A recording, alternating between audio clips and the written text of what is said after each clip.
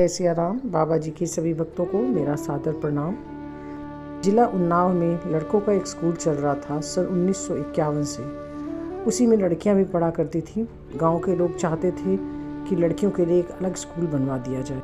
उनकी बात मान ली गई और 3 दिसंबर 1960 के दिन लड़कियों के स्कूल का उद्घाटन होने जा रहा था।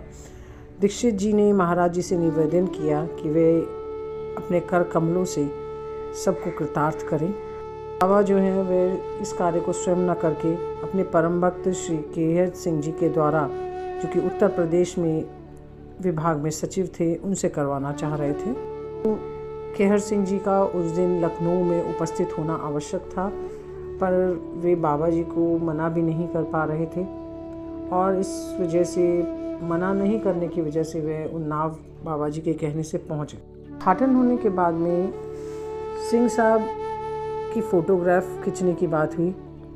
तब वे इस फोटोग्राफ में उपस्थित होना नहीं चाह रहे थे, क्योंकि वे बहुत आवश्यक कार्य जो कि लखनऊ में हो रहा था उसको छोड़कर वहां आए थे और वे नहीं चाहते थे कि उनकी अनुपस्थिति यहाँ दिखाई दे। बाबा का आदेश था फ़ोटोग्राफ खिंचवाने का, तो उन्हें मानना ही पड़ा।